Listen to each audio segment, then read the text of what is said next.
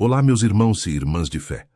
Se você chegou até aqui é porque também sente em seu coração um amor especial pela nossa mãezinha querida que intercede por nós e que, mesmo diante das adversidades e incompreensões, continua sendo nossa guardiã e consoladora. Hoje trago mais um relato de compaixão que vai tocar seu coração.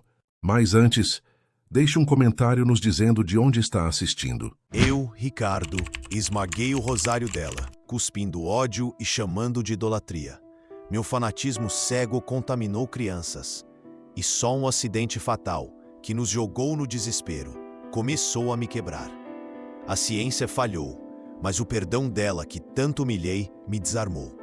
Meu púlpito era a lousa da sala de aula. Por anos eu envenenei a fé de centenas de crianças, martelando na cabeça delas que Maria era pura idolatria. Via o ódio crescer nos olhinhos delas, uma perseguição que eu mesmo plantava dia após dia, naquelas mentes inocentes. O auge do meu ódio fanático veio com o acidente de ônibus. Vi a morte nos olhos das crianças, o desespero me engolindo. O ônibus capotava. A tragédia fatal se desenhava diante de mim. Minha autoridade cega, meu fanatismo, tudo desabava ali, junto com o veículo. As crianças saíram ilesas, sem um arranhão sequer. Os médicos não tinham explicação, chamavam de milagre. Meu ódio e minhas convicções fanáticas começaram a ruir por terra.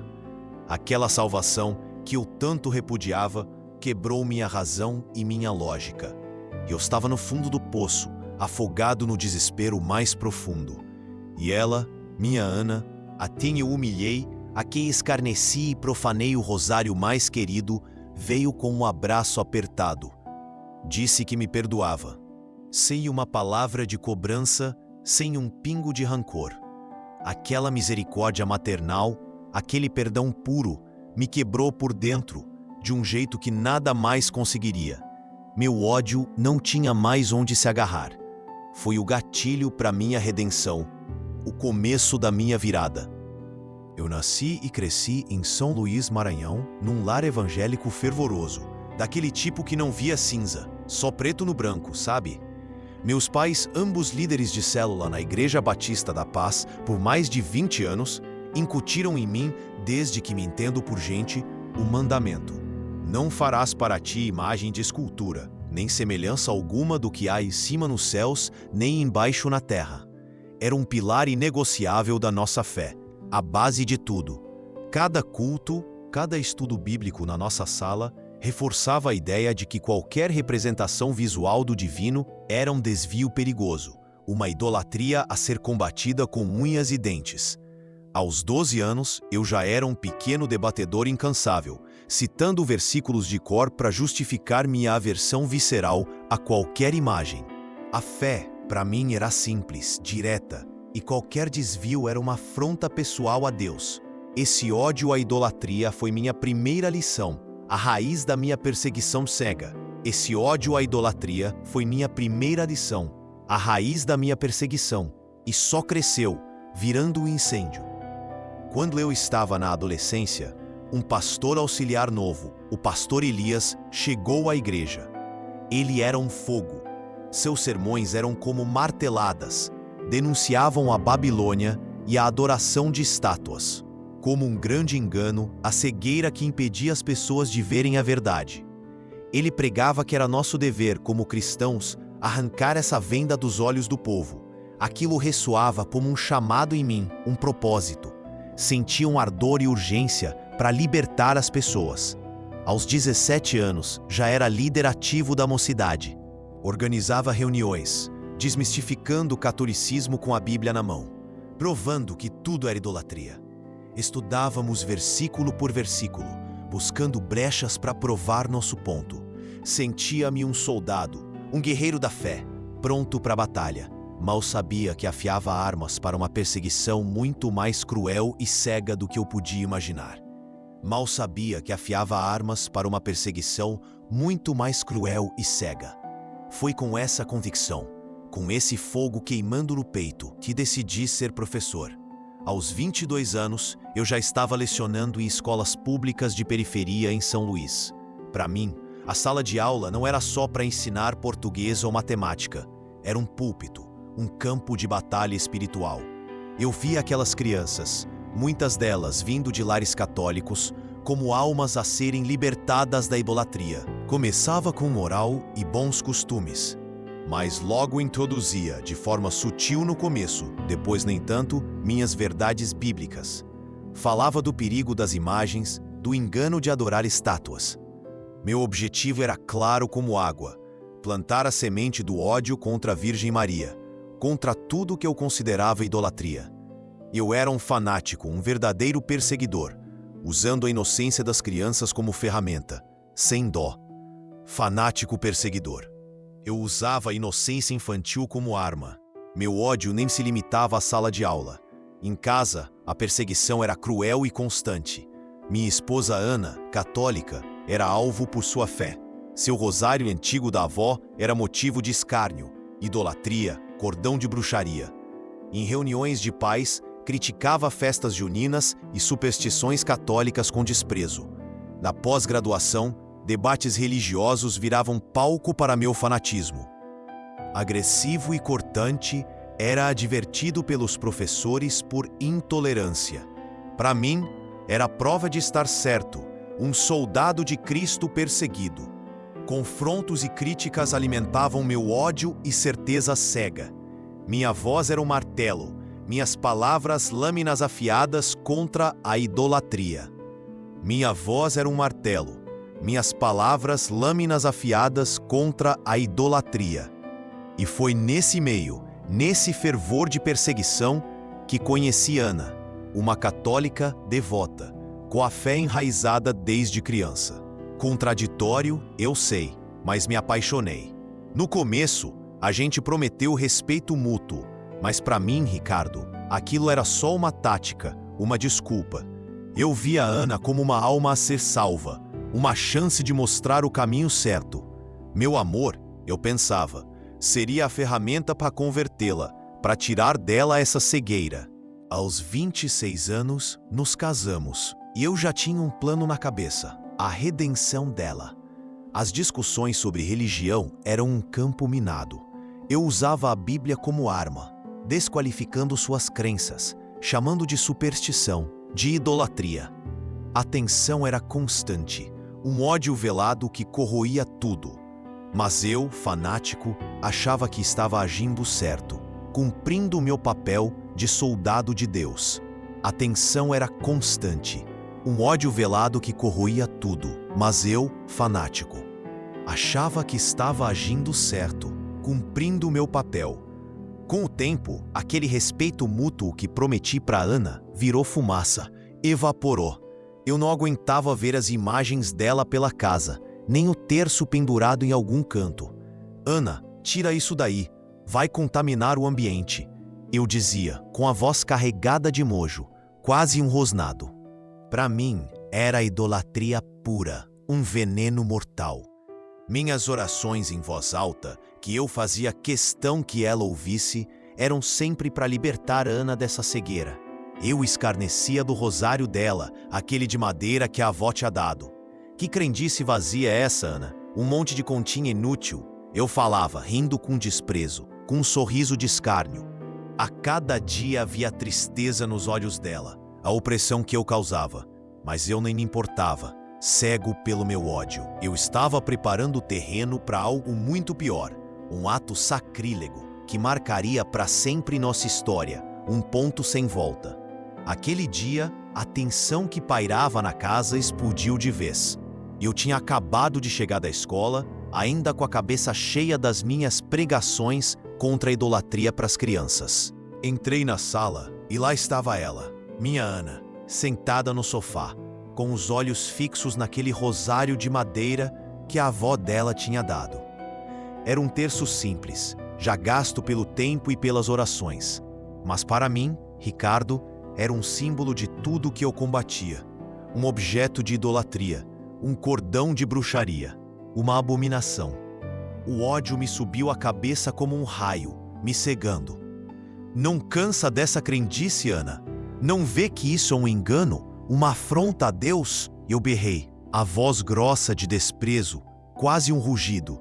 Ela se encolheu, tentando esconder o rosário nas mãos, como se fosse um tesouro proibido. Aquilo me irritou ainda mais, me enlouqueceu.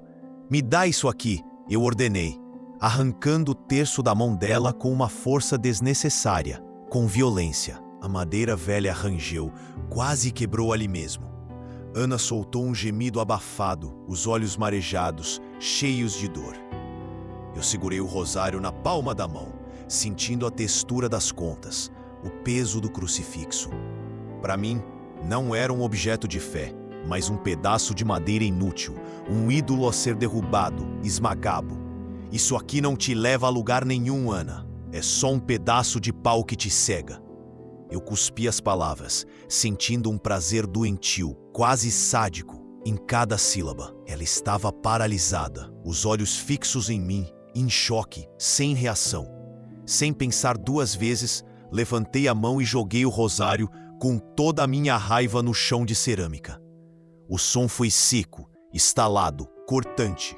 As contas se espalharam, o crucifixo se desprendeu, rolando para debaixo do sofá. Mas não parou por aí. Meu fanatismo exigia mais, pedia a destruição completa, a aniquilação.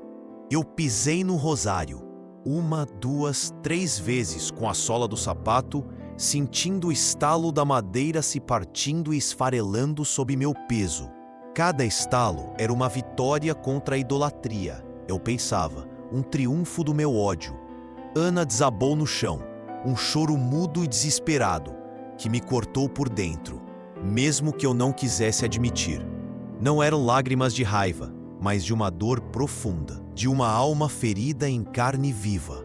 Ela se arrastou até os pedaços do rosário, catando as contas quebradas, o crucifixo solto, como se estivesse recolhendo os cacos de si mesma, os pedaços da sua fé.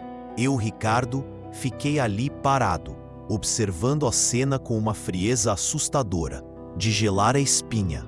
Não senti remorso, não senti pena, nem um pingo de compaixão. Apenas uma sensação de dever cumprido, de ter libertado minha esposa de mais um laço com a Babilônia.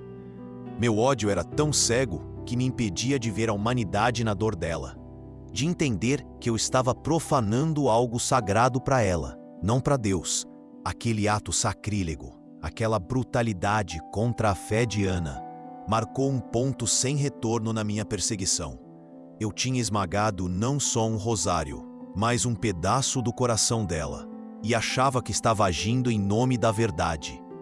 Mal sabia que aquele ódio me levaria a um desespero muito maior, a um abismo sem fundo.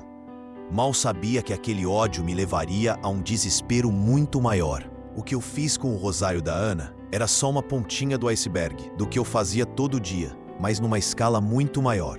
Eu, Ricardo, era professor de história numa escola particular aqui em São Gonçalo, e por uns 15 anos, fui usando a minha sala de aula como se fosse um púlpito, um palanque. Não era só em casa que eu perseguia a fé católica. Ali, na frente de centenas de crianças e adolescentes, eu me sentia no direito de abrir os olhos deles, de salvá-los. Minhas aulas viravam verdadeiros sermões contra a idolatria. Eu falava da Babilônia, do culto a imagens, da adoração a Maria, como se fosse a coisa mais demoníaca do mundo, a própria encarnação do mal.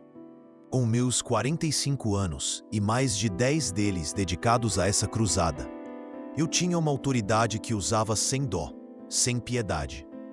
Eu via a fé católica como um câncer e me sentia um cirurgião extirpando o mal, arrancando-o pela raiz.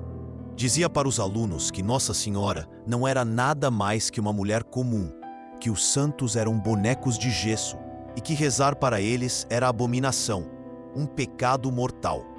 Eu usava a história, distorcendo fatos para justificar meu ódio, para provar que a Igreja Católica era a grande prostituta do Apocalipse, o inimigo a ser combatido.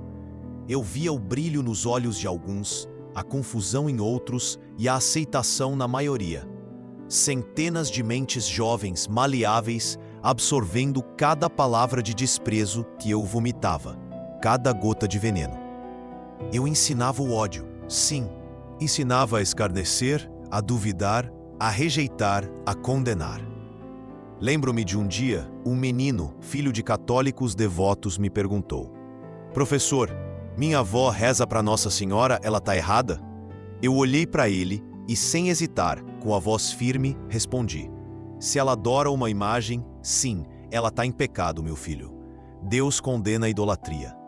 Aquele menino, com uns 10 anos, ficou com os olhos arregalados e eu senti um arrepio de vitória, de poder. Eu estava plantando a semente do fanatismo, do julgamento, da perseguição nas novas gerações. E achava que estava fazendo a obra de Deus, um verdadeiro soldado da luz. E achava que estava fazendo a obra de Deus. E não estava sozinho nessa cruzada.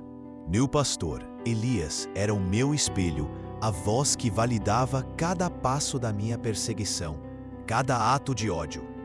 Ele era um homem imponente, com uma voz que parecia trovão, que ecoava. Toda semana, depois dos cultos na Assembleia da Verdade, lá em São Gonçalo, eu ia conversar com ele. Contava minhas vitórias na escola, como eu estava libertando as crianças da idolatria. E ele, com um sorriso de aprovação, sempre me dizia: É isso mesmo, irmão Ricardo, você é um guerreiro da fé. Não podemos deixar que o diabo continue cegando as pessoas com essas imagens e essa adoração a Maria. Isso é abominação, um laço do inimigo. As palavras dele eram gasolina no meu fogo, que ardia cada vez mais forte. Eu saía dali ainda mais convicto, mais fanático, mais cego. Se o pastor Elias, um homem tão ungido, com tanta sabedoria, concordava comigo, quem era eu para duvidar? Ele me dava versículos bíblicos, tirados do contexto, claro, para justificar cada ato de ódio que eu praticava. Não farás para ti imagem de escultura, ele repetia, e eu sentia que tinha carta branca para destruir qualquer terço, qualquer santinho, qualquer imagem. Ele me ensinou a chamar Nossa Senhora de Rainha do Céu pagã, de ídolo babilônico, de demônio. E eu, um professor, um homem que se achava inteligente, engolia tudo sem questionar, como um cordeiro. Essa validação me cegou ainda mais, me transformou num monstro. Eu não via maldade nas minhas ações, só zelo por Deus, um zelo doentio. Quando pisei no Rosário da Ana, no fundo da minha mente, eu ouvia a voz do pastor Elias me dizendo que eu estava fazendo o certo, quebrando um pacto demoníaco, libertando minha esposa. Ele era o cúmplice perfeito, o reforço que eu precisava para continuar minha perseguição cega, meu ódio contra tudo que era católico. Eu me sentia um soldado, e ele, meu general, me dando ordens diretas de Deus. Mal sabia que essa verdade me levaria ao fundo do poço, a um desespero que nem ele conseguiria explicar, nem com todos os seus versículos. Aquele aval do pastor Elias me deu uma coragem doentia, uma ousadia cega. Não bastava mais só pregar na escola ou em casa. Eu sentia que precisava ir para a rua, mostrar a verdade para todo mundo, arrancar a venda dos olhos do povo. Minha cruzada anti-imagens virou coisa de praça pública, de vandalismo. Eu, Ricardo, com meus 45 anos, me sentia um cruzado moderno, um guerreiro contra a idolatria que via em cada esquina de São Gonçalo, em cada varanda. Comecei a frequentar as festas de igreja, as procissões, mas não para participar, claro.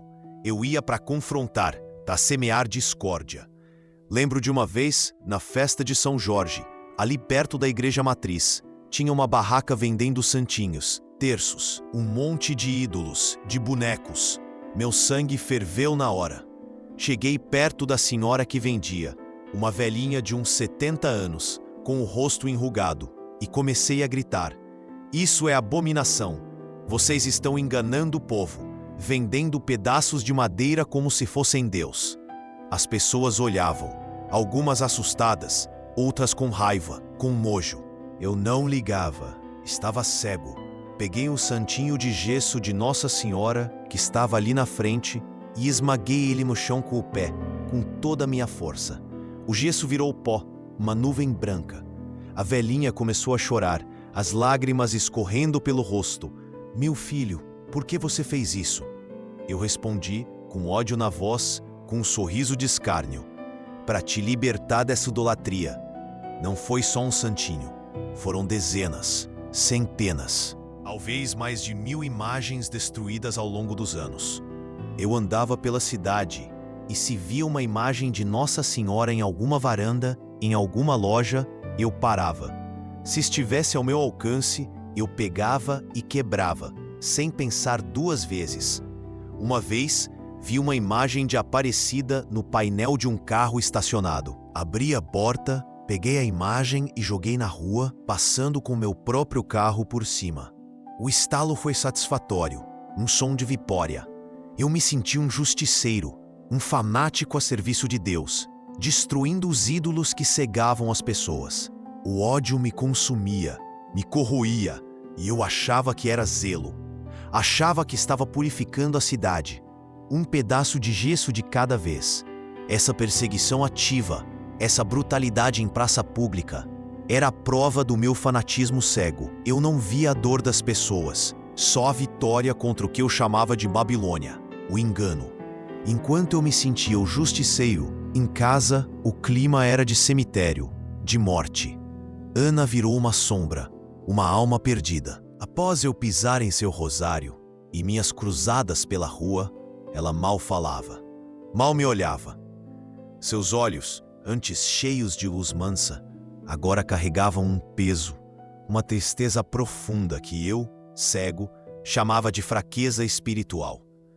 Eu a via rezando escondido com um terço novo, simples, que ela comprara. Sempre percebia, e cada vez que via, a raiva me subia, me consumia. Ainda com essa bobagem, Ana? Eu provocava, com um sorriso de escárnio. Ela só abaixava a cabeça, engolindo o choro, as lágrimas silenciosas. A paciência dela era de santo, mas até santo tem limite. Ela estava no fio da navalha, à beira do abismo. As noites eram um abismo de silêncio na mesma cama, um tormento. Eu ouvia seus suspiros pesados, cheios de uma dor que eu não queria entender, que eu me recusava a enxergar. Uma vez ela tentou. Ricardo, sussurrou, a voz embargada, você não vê o que faz conosco, com sua família, comigo? Essa guerra contra a fé alheia está destruindo nossa paz, nosso lar. Eu ri, seco com desdém. Paz? Paz é se libertar da idolatria. Ana, você está cega, perdida. Ela não falou mais nada. Virou para o lado e chorou baixinho em silêncio para que eu não ouvisse. Eu achava que ela me deixaria, que desistiria de mim e da nossa casa. Mas ela não desistia da fé dela, nem de mim, por mais que eu a massacrasse, que eu a ferisse. Era um amor teimoso, um perdão silencioso que eu não merecia nem compreendia. Eu via seu cansaço, as olheiras profundas, mas interpretava como resistência ao verdadeiro Deus, como teimosia. Mal sabia que sua resistência, sua fé inabalável, seria a âncora que um dia me puxaria do fundo do poço que eu mesmo cavava, do abismo que eu construí.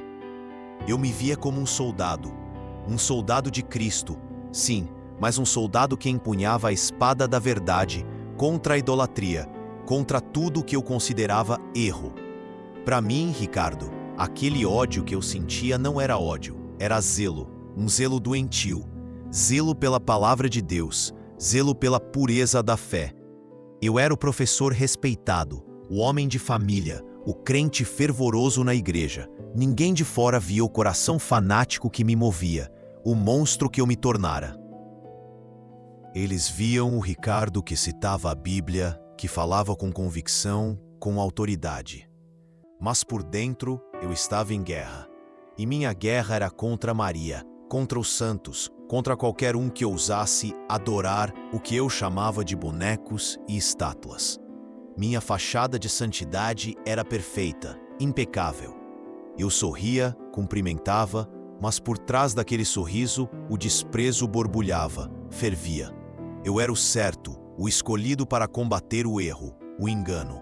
Ana, com sua fé simples, era só mais uma cega que eu precisava salvar, mesmo que isso significasse quebrar seu coração em pedaços, esmagar sua alma. Eu me achava o herói, o soldado que Deus precisava, o único com a verdade. As crianças foram salvas. Minha mente, acostumada à verdade bíblica, não conseguia digerir aquilo. Era indigesto. Era um buraco em minhas certezas, um abismo. Eu, Ricardo, que combatia a idolatria com unhas e dentes com fervor, via-me diante de algo que minha teologia fanática não conseguia explicar, não conseguia encaixar. Como o Deus que eu servia, que condenava a adoração de imagens, agiu inexplicavelmente, salvando aquelas crianças de um acidente fatal, sem minha oração sequer, sem minha intervenção. Eu passava meus dias ensinando o ódio contra o que muitos deles acreditavam. Aquela vitória das crianças era uma derrota para suas convicções, um golpe fatal. Tentei, noites em claro, Bíblia aberta, buscando justificativa, uma saída. Foi a soberania de Deus, eu pensava. Ele age como quer para mostrar sua glória. Mas a glória de Deus para mim sempre vinha com lição contra a idolatria, com condenação. Ali não havia lição, só salvação pura, sem meu mérito, sem minha intervenção, sem meu zelo. Pior, eu era o perseguidor. Como um Deus justo salvaria as crianças de um perseguidor como eu, que as ensinava a odiar a fé de suas mães? Minha mente girava, procurando uma explicação que não chegava, que não existia. Encaixar o milagre na doutrina só aumentava a confusão e o vazio.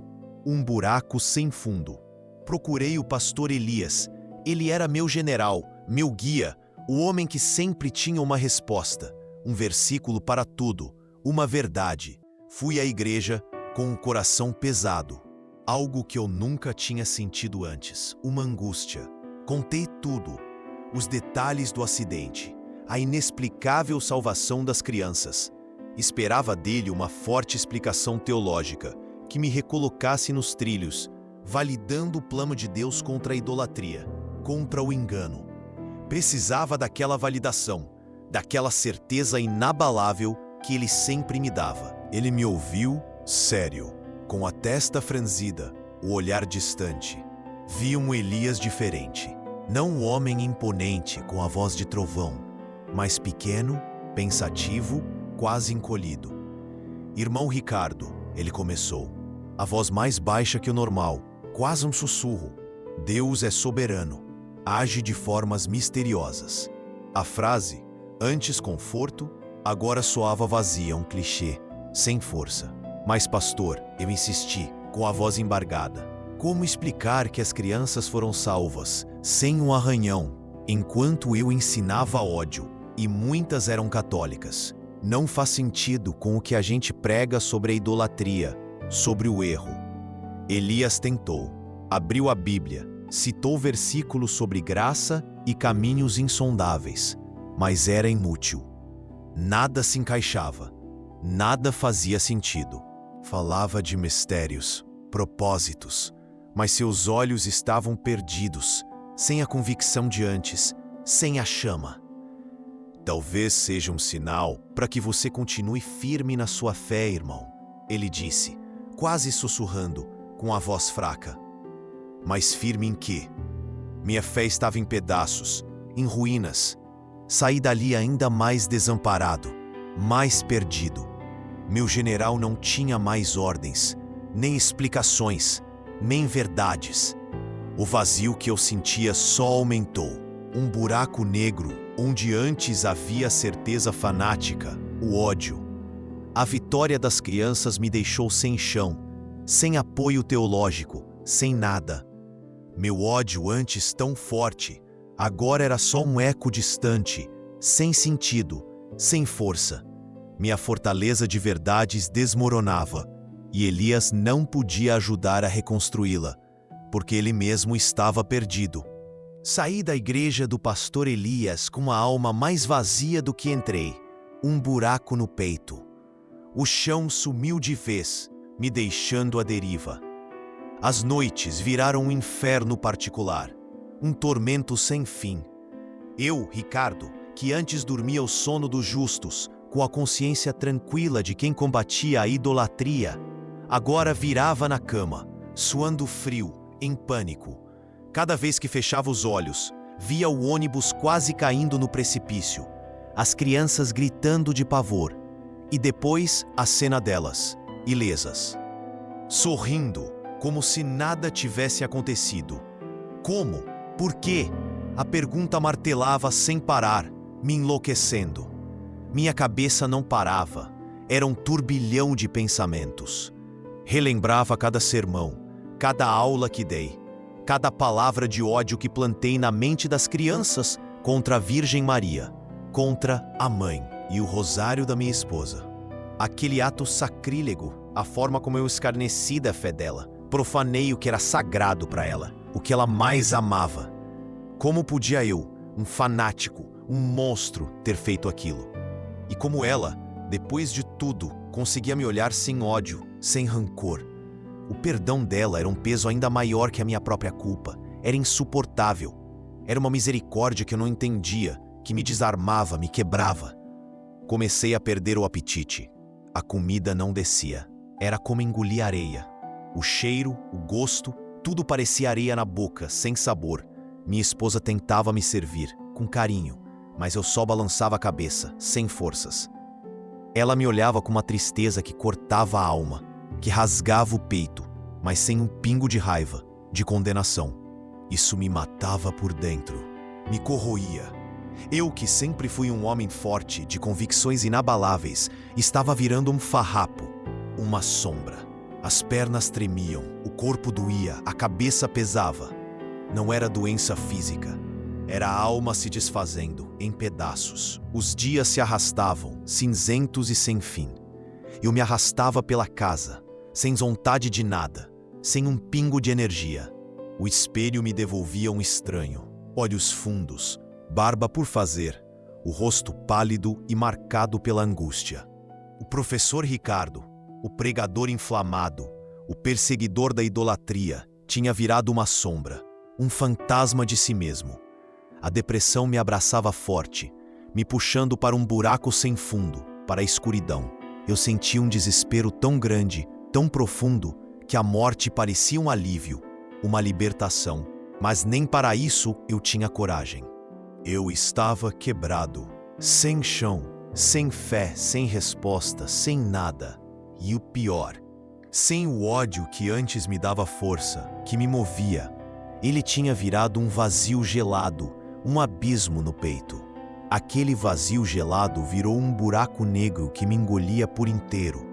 Eu, Ricardo, o professor que ensinava a verdade com tanta convicção, agora era só um eco de mim mesmo, uma casca vazia. Minha mente, antes uma fortaleza de doutrinas e versículos, virou um campo de batalha, uma guerra interna. Não havia mais inimigos externos, só eu contra mim, uma luta sem trégua. Cada respiração era um peso, um esforço sobre-humano.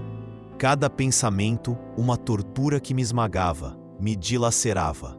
Eu sentia um nó na garganta que não desatava, uma dor que não era física, mas rasgava a alma, me deixando sem ar, sufocado. Eu me joguei na cama, exausto. Mas o sono não vinha, me abandonava. As pálpebras pesavam, mas cada vez que as fechava, as imagens se repetiam em looping, sem trégua, me atormentando. O ônibus quase caindo no precipício, o pavor nos olhos das crianças, e depois a cena delas ilesas, sorrindo, como se nada tivesse acontecido. Um milagre inexplicável, um tapa na minha cara, e pior, o rosto da minha esposa. O perdão dela, tão puro, tão desarmado.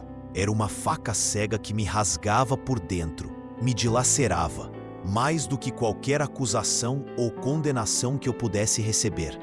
Eu tinha profanado o rosário dela, aquele objeto que ela guardava com tanto carinho, escarnecido da fé dela, humilhado-a com meu ódio fanático, com minha crueldade. E ela me oferecia a mão, sem um pingo de rancor, sem uma palavra de condenação, só amor.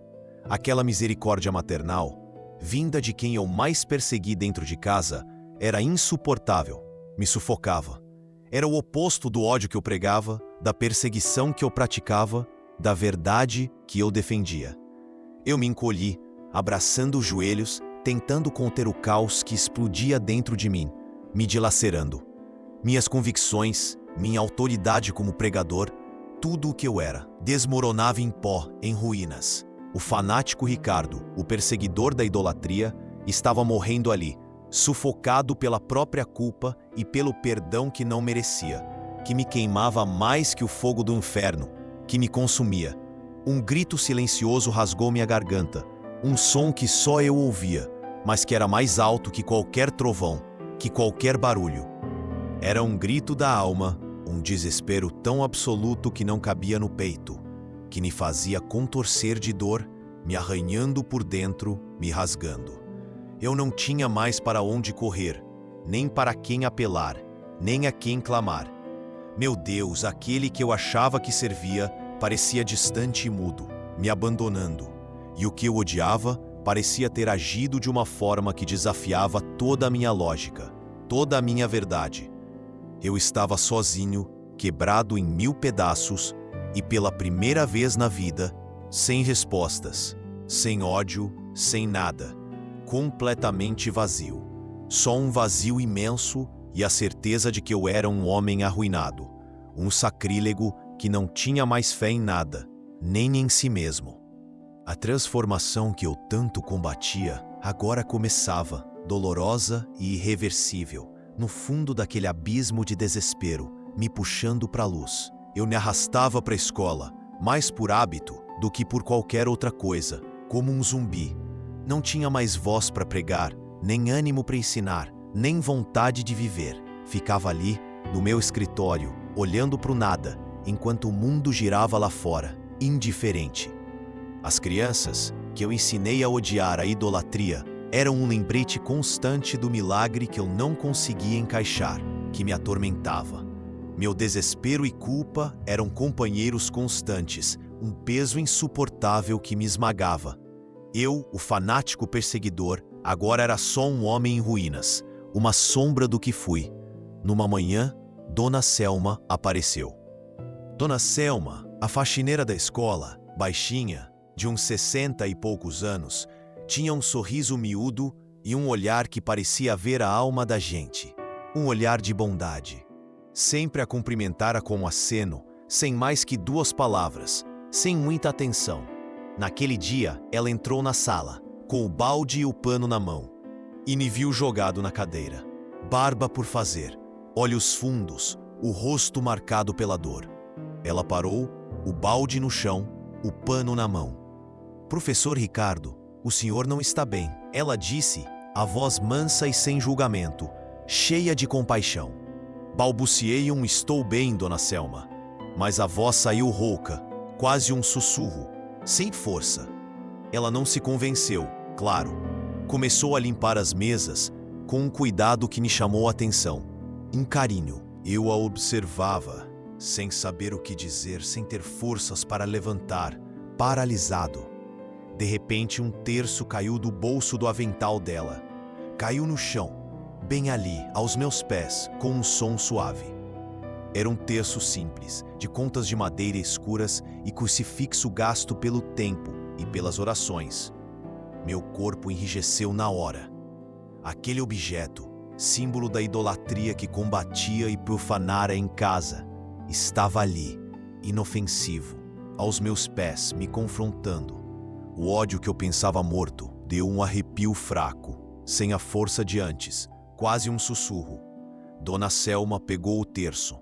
Ela o beijou de leve, com um carinho que me doeu na alma, que me atingiu em cheio. Ah, meu terço, ela murmurou, com um sorriso triste. Ele me acompanha, professor. É minha força, meu porto seguro.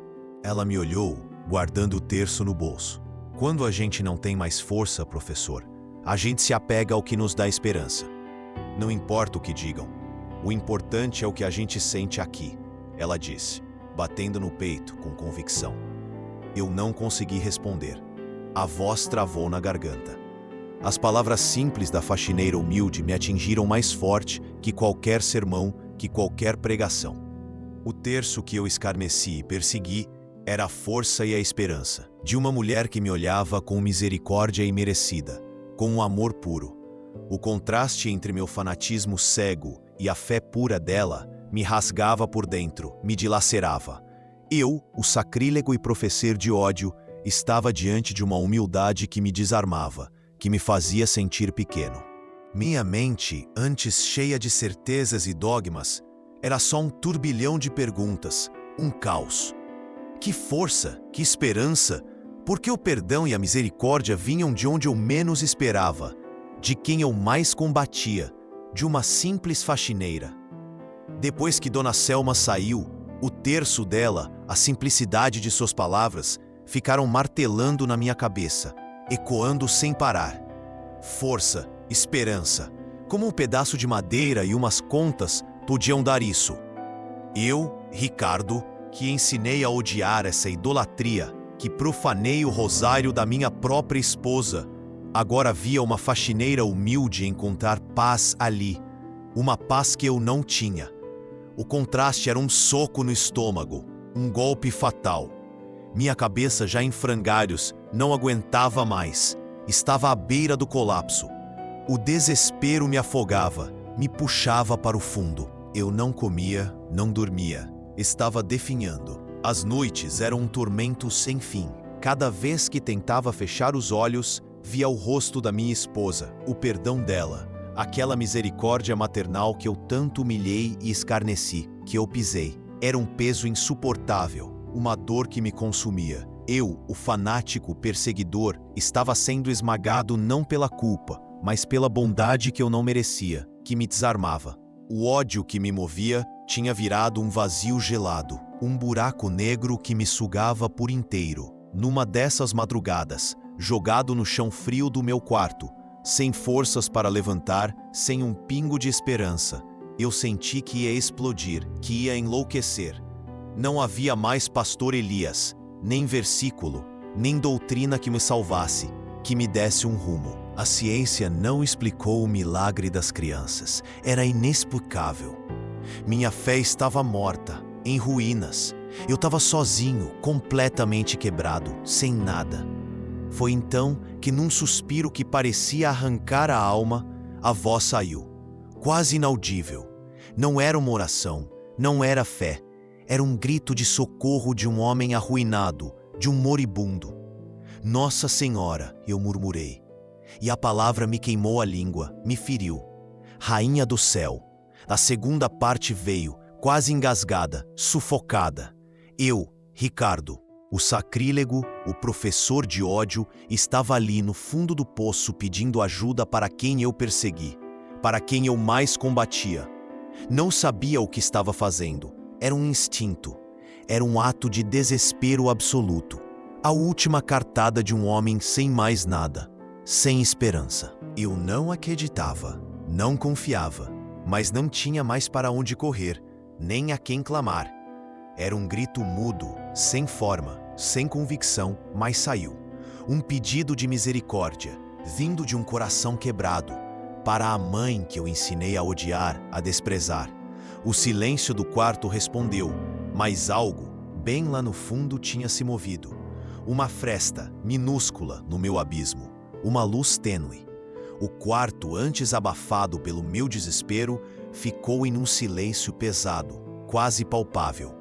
Eu estava ali, jogado no chão, depois de ter murmurado aquelas palavras que me queimaram a língua, que me feriram. A fresta minúscula que se abriu no meu abismo parecia se alargar, se expandir. De repente, uma luz. Não era uma luz forte, de lâmpada, mas uma luz suave, azulada, que começou a preencher o canto do quarto como um véu. Não vinha de lugar nenhum, só aparecia, surgia do nada. Junto com a luz, um perfume.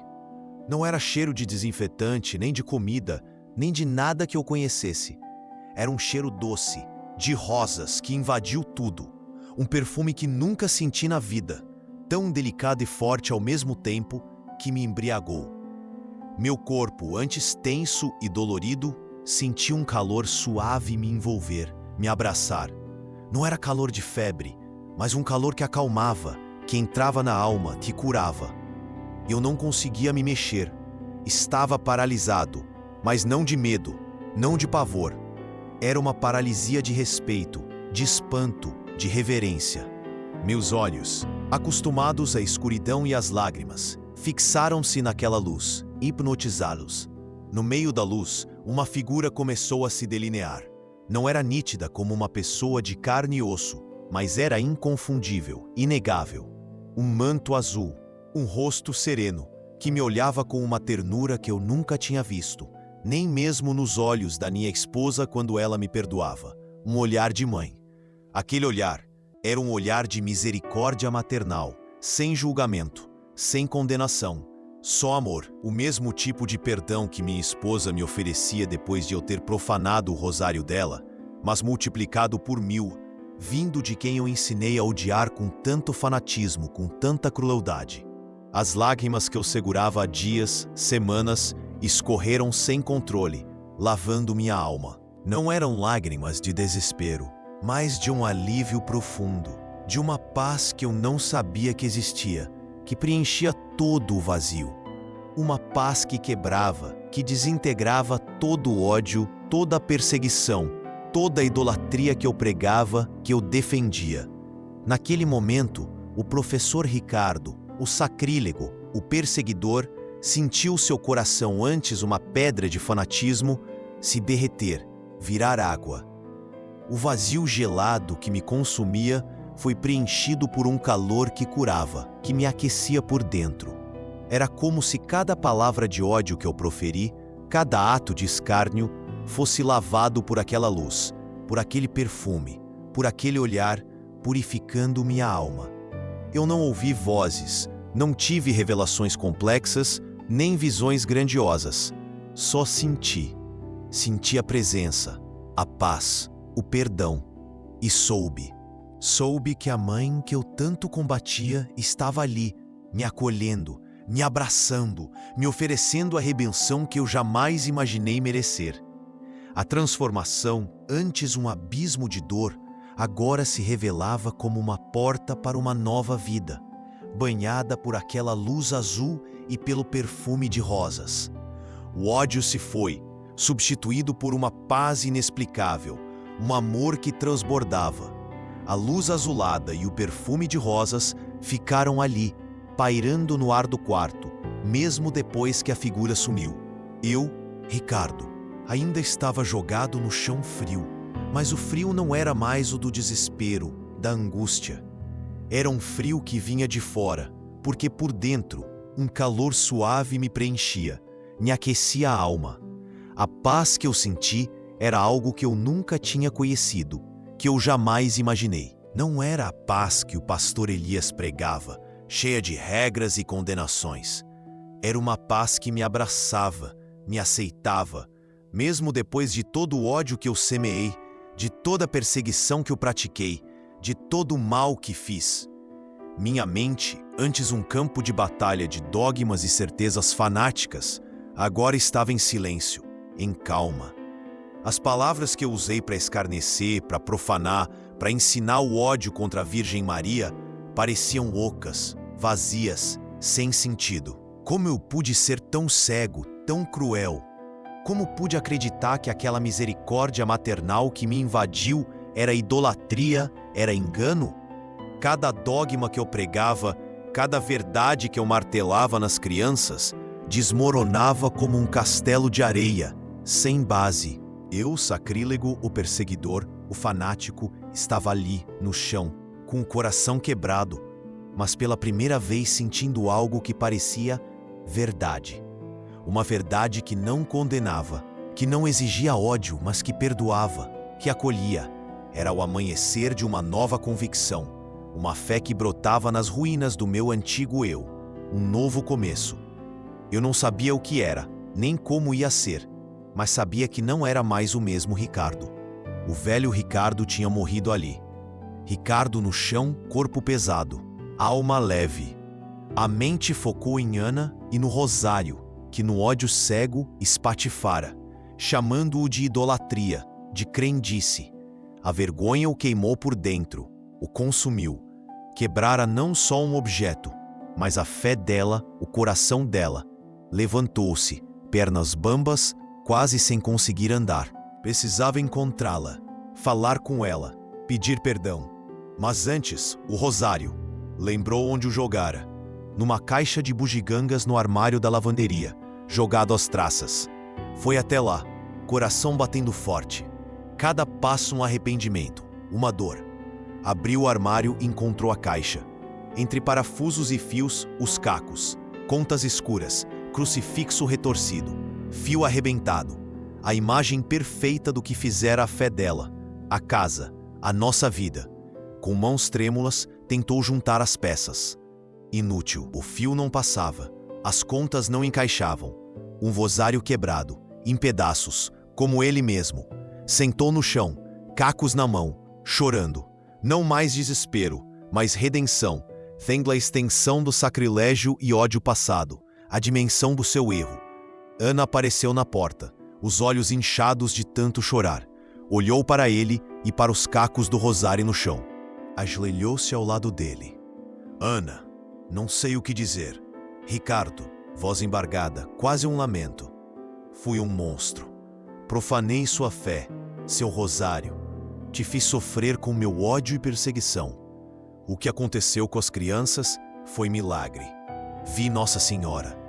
Ela me perdoou, mas preciso do seu perdão, do seu abraço. Ela tocou seu rosto com as mãos macias. Seus olhos, antes cheios de dor, brilhavam agora com uma misericórdia maternal que o desarmou por completo. Já te perdoei, Ricardo, ela disse, suave, mas firme, com a voz cheia de amor, sempre. Desde o dia que pregou contra a minha fé, que pisou no meu rosário, pedi a Nossa Senhora para te tocar, para te mostrar a verdade. Nunca deixei de rezar por você. Sabia que um dia ela te alcançaria, que ela te traria de volta. Pegou os cacos do rosário com carinho. Não se preocupe, meu amor. Ele pode ser quebrado em pedaços, mas a fé que representa, essa nunca quebra. Nossa fé, nossa família, vamos reconstruir tudo, juntos. Ricardo soube que sua transformação era real, profunda.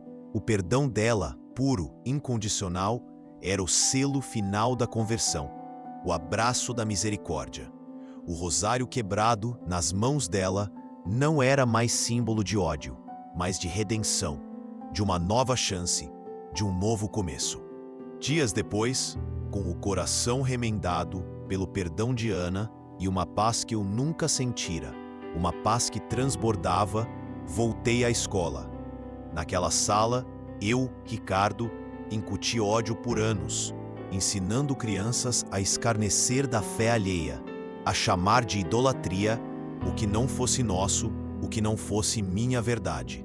Bom, minha garganta secou, a voz falhou. Eu, o professor fanático, pregava contra a perseguição católica, enquanto eu mesmo perseguia com crueldade. Entrei na sala, olhinhos curiosos, alguns com medo, outros com a inocência que tentei corromper, que tentei destruir. Senti o peso de cada palavra dita, de cada veneno que espalhei. O cheiro de giz e poeira ecoava meus sermões de ódio, minhas pregações fanáticas. Gente, comecei, a voz falhando, embargada. Preciso falar algo importante. Não é aula, é um desabafo do coração. Por muito tempo ensinei errado aqui, a julgar, a desprezar a fé alheia, a condenar. Fui perseguidor sacrílego e usei esta sala para espalhar um ódio que não vem de Deus, que não vem do amor. Pais na reunião arregalaram os olhos, chocados. Crianças quietas absorviam cada palavra. Contei do acidente, do desespero ao ver suas vidas por um fio, e como a ciência não explicou, como os médicos não entenderam. Falei do milagre, da misericórdia maternal que me alcançou, que me salvou, e do perdão incondicional de Ana, minha esposa, que humilhei e cujo rosário profanei, que eu pisei. Eu era um fanático, confessei com lágrimas escorrendo pelo rosto. Mudei, fui quebrado e transformado pela misericórdia. Peço perdão por incutir ódio em seus corações, por envenenar suas mentes. A fé verdadeira é amar e perdoar, é acolher. Não sou mais o Ricardo de antes. Sou um convertido, um novo homem. E estou aqui para aprender com vocês também, para recomeçar. A sala silenciou em um respeito profundo. Depois Sofia, a menina que vi na enfermaria após acidente, com os olhos brilhando, levantou a mão. Professor, não precisamos mais odiar Nossa Senhora? A pergunta me atingiu como um raio, no fundo da alma. Não, Sofia, nunca precisou. Precisamos amar e respeitar, sempre. Naquele dia, a sala não foi de doutrinação, mas de redenção, de um novo começo. O ex-perseguidor testemunhou a verdadeira fé, o verdadeiro amor. Depois de tudo na escola, eu sabia que faltava uma coisa, um acerto de contas. Precisava falar com o pastor Elias. Ele, meu cúmplice radical por tantos anos, o homem que validava cada palavra de ódio que eu pregava, cada ato de perseguição contra a fé católica. Fui até a igreja, o mesmo lugar onde eu, Ricardo, tantas vezes subi no púlpito para escarnecer, para chamar de idolatria o que hoje era minha redenção, minha nova vida. A sala do pastor era a mesma, cheiro de livro velho e um ar pesado de verdade absoluta, de dogmas. Elias me recebeu com um sorriso, mas logo o sorriso sumiu quando comecei a falar, quando a verdade começou a sair. Pastor, eu vi Nossa Senhora. As crianças, o acidente, foi um milagre. E a Ana, ela me perdoou, mesmo depois de eu ter profanado o rosário dela, de ter sido um sacrílego, um monstro. O rosto dele endureceu, ficou vermelho de raiva. Ricardo, o que você está dizendo? Isso é desvio, é sedução do inimigo. Você, um homem que combateu a idolatria, agora vem com essas heresias, com essas mentiras. A voz dele subiu, cheia daquela certeza fanática que um dia foi a minha, que me cegou. Nossa Senhora, isso é engano, Ricardo. Você está sendo enganado e iludido. Eu antes teria me encolhido, aceitado a condenação, me calado. Mas agora a paz que a misericórdia maternal me deu era mais forte e inabalável. Pastor, eu semeei ódio, fui um perseguidor cego, um monstro. A fé que eu pregava era de condenação, não de perdão, não de amor. O que eu senti, o que vi, não tem explicação humana, é divino, é real. E o perdão da Ana, a pureza dela, isso me transformou, me salvou. Elias bateu na mesa, com raiva, com fúria. Você está louco, desviado. Não te reconheço mais. Você está abandonando a verdade por uma mentira, por uma ilusão. Olhei para ele sem raiva, sem medo, com uma paz no coração. Não estou abandonando a verdade, pastor. Estou encontrando-a. E ela não é de ódio, nem de perseguição, nem de condenação. É de amor, de perdão, de acolhimento. Levantei. Eu não busco mais sua validação. Minha jornada agora é outra, é um novo caminho. Saí dali, deixando para trás não só o pastor Elias, mas todo o fanatismo, toda a certeza vazia que um dia me dominou, que me cegou. A rejeição dele, antes dolorosa, agora era só a confirmação de que eu estava no caminho certo, no caminho da luz. Depois de deixar o pastor Elias e toda aquela certeza vazia para trás, a vida em casa com Ana virou de ponta cabeça, para melhor. Não era mais a mesma. O ódio que eu semeei, a perseguição que eu pratiquei, tudo isso foi substituído por uma paz que eu nunca imaginei, que transbordava. Agora, toda noite, eu, Ricardo, ajoelhava ao lado da minha esposa. Ela, com seu rosário novo, presente meu, um símbolo da minha redenção, do meu novo eu, e eu, com um terço simples que ela me deu, rezávamos juntos. Minhas mãos, que antes profanaram o rosário dela, que o esmagaram, agora seguravam o meu, conta por conta, pedindo a intercessão daquela misericórdia maternal que eu tanto escarneci, que eu tanto combati. Cada Ave Maria era um pedido de perdão, um lamento. Cada Pai Nosso era um agradecimento, uma súplica. O silêncio da oração, dantes insuportável para o meu fanatismo, agora era um bálsamo para a alma, um refúgio. Ana me ensinava, com paciência e amor, a fé que eu tentei destruir, que eu tentei apagar. Ela, que eu humilhei, que eu feri, me guiava, me mostrava o caminho. Aí veio a ideia de Aparecida do Norte. Para mim, Ricardo, aquele lugar era o epicentro da idolatria, o alvo de anos de perseguição verbal, de escárnio. Agora era um santuário, um lugar de redenção, de paz. A viagem foi longa, mas cada quilômetro era um passo para longe do meu passado sacrílego, do meu ódio. Quando chegamos, a basílica imponente, cheia de gente, de fé, de esperança. Eu, o ex-perseguidor, estava ali, um convertido entre tantos devotos, um novo homem. As lágrimas escorriam sem controle, lavando minha alma. Não eram de desespero, mas de gratidão, de um amor imenso. Lá eu contei minha história, não com a brutalidade de um fanático, mas com a humildade de quem foi quebrado e transformado pela graça. Falei do ódio, da profanação, do milagre das crianças, do perdão de Ana, do meu encontro com a Virgem Maria. As pessoas ouviam, algumas choravam comigo, emocionadas. Eu que ensinei o ódio, agora era um arauto da misericórdia, testemunhando a força do amor e do perdão. Minha nova fé não era mais sobre condenar, mas sobre acolher, sobre amar. Hoje, aos 48 anos, minha voz não é mais a do fanático, a do perseguidor. Na escola, onde ensinei ódio, onde semeei discórdia, agora falo de respeito e perdão, de amor. Não condeno, acolho. Minhas aulas de história se tornaram lições de tolerância, mostrando a beleza da fé de cada um, a riqueza da diversidade. Eu, que fui um perseguidor sacrílego, agora sou um arauto da misericórdia, semeando paz onde antes só havia a semente da discórdia, do preconceito. Um dia desses, na saída da escola, uma moça me parou. Era Sofia, uma ex-aluna, hoje com uns 25 anos. Ela me abraçou forte, sem dizer nada, e começou a chorar, as lágrimas escorrendo. "Professor Ricardo", ela sussurrou, a voz embargada. "Eu odiava tudo que era católico por causa do que o senhor ensinava. Mas ver sua mudança, seu testemunho de perdão e misericórdia maternal, me fez enxergar diferente, me abriu os olhos." Aquele abraço apertado, vindo de quem eu ajudei a semear ódio, foi um misto de dor e redenção, um bálsamo para minha alma.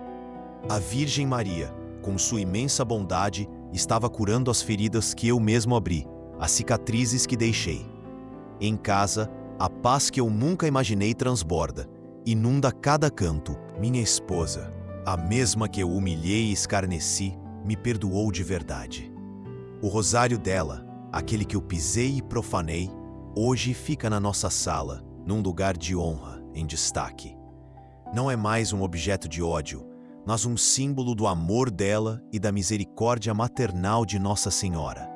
É a prova viva que o perdão reconstrói tudo, até um lar que eu mesmo destruí, com meu fanatismo, com meu ódio cego. A gente reza junto agora, segurando aquele mesmo terço, com o coração em paz. O perdão da minha esposa, depois de eu ter profanado o rosário dela e escarnecido da fé, foi a primeira lição prática da misericórdia maternal, um ensinamento vivo.